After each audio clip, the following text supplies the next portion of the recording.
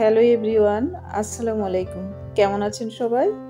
আশা করছি কাছে দূরে দেশ ও দেশের বাহিরে যে যেখান থেকে বসে আমার ভিডিওটি দেখা শুরু করেছেন বা শুনছেন সবাই খুব ভালো আছেন।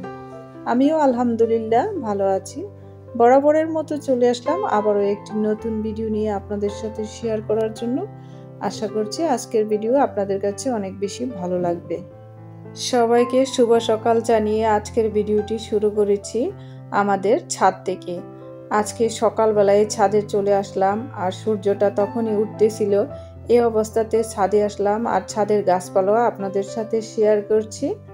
গত ভিডিওতে অনেক ভাই আপুরাই আমার ভিডিওতে কমেন্ট করেছেন যে আমার ঘর নাকি খুবই সুন্দর, বিছানার চাদরগুলো নাকি খুব সুন্দর।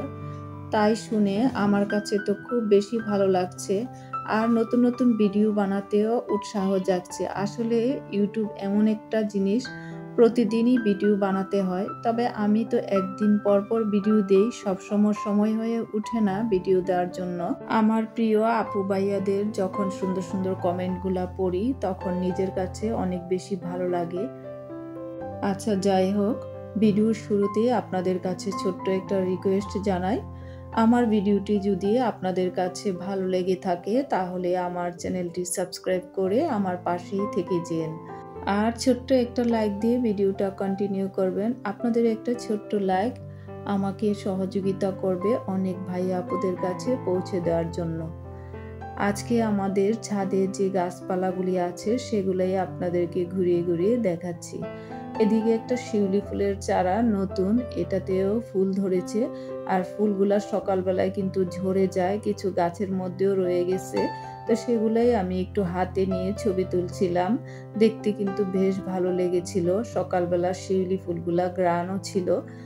এই যে এখানে একটা সিমের চারা, সিমের চারার মধ্যে কিন্তু সিম ধরছে, আবার ফুলও আছে। শীতকাল আসার আগে আগে শীতের ফসলগুলা গাছে ধরছে। আর এদিকে একটা বাম্পার ফলনও আছে, সেটাও আপনাদেরকে দেখাবো। বাম্পার ফলনটা কি সেটা ছাদ থেকে যেয়ে আপনাদেরকে দেখাবো। বাম্পার ফলন ঢাকা শহরে তেমন একটা কিন্তু খুব একটা হয় না, তারপরেও আমরা চেষ্টা করেছি হওয়ার জন্য। তো আমাদের শখ আল্লাহ পূরণ করেছে। তো এই যে এখানে একটা মরিচের গাছ, এই মরিচের গাছটাতেও বেশ মরিচ ধরেছে। আর মরিচগুলোকে দেখতে কিন্তু সাদা সাদা টাইপের, সাদা মরিচগুলো কিন্তু খেতেও ভালো লাগে চচ্চড়িতে, মাছের চচ্চড়িতে বা ভর্তাতে। আর এগুলো কিন্তু বেশ ঝাল আছে।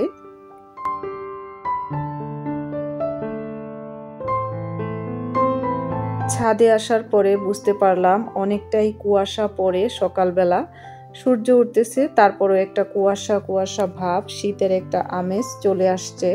আমি যখন ছাদে ভিডিও করতেছিলাম তখন একটা বিমান যাচ্ছিল, বিমানটাও আমার ক্যামেরার মধ্যে বন্দি হয়ে গেল।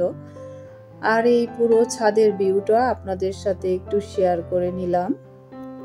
ভিডিওর শুরুতে যারা আমার সাথেই আছেন, এখনো পর্যন্ত যুক্ত আছেন, আমার ভিডিওর কোনো অংশ যদি আপনাদের ভালো লেগে থাকে তাহলে ছোট্ট করে একটা কমেন্ট সেকশনে কমেন্ট করে যেতে পারেন। আর এই যে আমি টপ ফ্লোরে চলে আসছি, একদম ছাদের টপ ফ্লোরে। এই টপ ফ্লোরেও কিছু গাছ লাগিয়েছিলাম, গাছগুলো কিন্তু ছোট ছোট করে হচ্ছে। আর অনেক গাছই কিন্তু ফেলে দিয়েছি, নতুন করে গাছ লাগিয়েছি।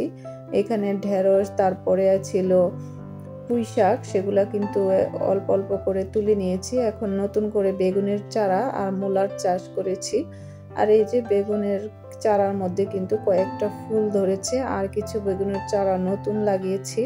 আস্তে আস্তে করে এখন বেগুনের চারাই লাগাবো। আর এই যে মূলার শাকগুলো, অনেকগুলা ঢেঁড়সের গাছ ছিল, আর এই ঢেঁড়সের গাছটাতে একটা ঢেঁড়স বাতি হয়ে গেছে, বীজ হিসাবে রেখে দিয়েছি, পরে লাগাবো বীজ হলে। আর এখানে দুইটা ঢেঁড়স ছিল, আজকে এই ঢেঁড়সগুলা পেরে নিয়েছি। যখনই আমি ছাদে আসি আমাদের গাছপালা আপনাদের সাথে শেয়ার করার চেষ্টা করি। এখন তেমন একটা গাছ নেই, আবারও নতুন করে শীতকালীন গাছগুলা লাগিয়েছি, আর যখন হবে তখন আপনাদের সাথে তো শেয়ার করব।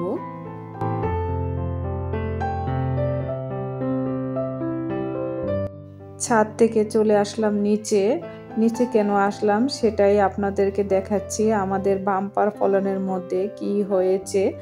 আর সেই বাম্পার ফলনটাই আপনাদেরকে দেখাবো। আমাদের বাসার ওয়ালের পাশে অনেকগুলা পেঁপের চারা লাগিয়েছিলাম, তো সবগুলা হয় নাই। তার মধ্যে যে 2-3টা হয়েছে, 2-3টার মধ্যে 2টার মধ্যেই ফল ধরেছে, আর সেখান থেকে কিন্তু পেঁপে পাড়া হয়ে গিয়েছে। এখন সবগুলা আপনাদের সাথে শেয়ার করতে পারি নাই, তো যেগুলা পেরে বাসায় রেখে দিয়েছি প্রায় 5-6 দিন হয়েছে। 5-6 দিন হওয়ার পরে একদম কালার চেঞ্জ হয়ে আসছে আর পেকেও গেছে, তো সেটা আমি ঘরে আপনাদেরকে দেখাবো আর গাছটাও আপনাদের সাথে আমি শেয়ার করছি, আমাদের পেঁপের চারাটা। তো এখন চলে আসলাম ঘরে। এই যে দেখতে পাচ্ছেন এখানে 2টা পেঁপে, আর এই পেঁপেগুলো আমি 5-6 দিন আগে পেরে ঘরের মধ্যে কাগজ দিয়ে মুড়িয়ে রেখে দিয়েছিলাম। রাখার পরে কিন্তু আস্তে আস্তে কালার চেঞ্জ হয়ে আসছে আর পেকে গেছে। আজকে কেটে খেয়ে নিব আর একটা পরে খেয়ে নিব। তো 2টা পেঁপে কিন্তু মাশাআল্লাহ বেশ বড় সাইজের, আমাদের নিজের হাতের ফলানো গাছের পেঁপে, সেই জন্যই বললাম বাম্পার ফলন। তা আপনাদের কেমন লেগেছে আমাদের বাম্পার ফলন অবশ্যই কিন্তু জানাবেন। এই যে পেঁপেটা কাটার পরে এই অবস্থা, পুরোপুরি পেকে গেছে আর কিছু বিচিও কালো হয়ে গেছে। এই বিচিগুলো পরবর্তীতে আমি লাগিয়ে দিব। এখন আমরা পেঁপেটা কেটে সবাই মিলে খেয়ে নিব। গাছ পাকা পেঁপে কিন্তু খেতে বেশ ভালো লাগে।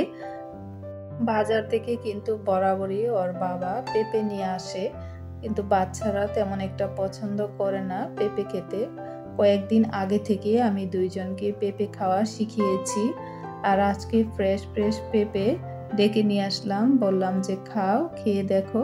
তো ওরা তো খেয়ে বেশ খুশি, আর পেঁপেগুলা এত মজা আর এত টেস্টি লেগেছিল আমার কাছে, কি বলবো আর আপনাদের সাথে। সবাই মিলে ফ্রেশ ফ্রেশ পেঁপে খাচ্ছিলাম। তো আমার বাচ্চারাও কিন্তু পেঁপেটা খুব মজা করে খেয়েছে। পেঁপেটা তো খুবই মজা করে খেয়ে নিলাম, নিজের হাতের লাগানো গাছের পেঁপে, খুবই মজা লেগেছিল। তো এখন চলে আসছি আমি বাজারে ওর বাবার সাথে। এখানে প্রতি সপ্তাহে একদিন একটা হাট বসে, আর সেই হাটে অনেক ধরনের ফলমূল পাওয়া যায় ফ্রেশ ফ্রেশ। আর এই ফ্রেশ ফ্রেশ ফলমূল কেনার জন্য চলে আসছি, আর সপ্তাহের একটা দিন একটু অপেক্ষা করেই থাকি। ফলমূল কেনার পরে হাট থেকে কিছু গাছের চারা কিনেছি চারা লাগানোর জন্য, লাউ, টমেটো, তারপরে শসা, বেগুন। তো এই তো আজকের ভিডিওর এই পর্যায়ে ভিডিও থেকে বিদায় নিয়ে নিচ্ছি। ভিডিওটি ভালো লাগলে অবশ্যই চ্যানেলটিকে সাবস্ক্রাইব করবেন, লাইক কমেন্ট শেয়ার দিয়ে আমার পাশেই থাকবেন। আল্লাহ হাফেজ।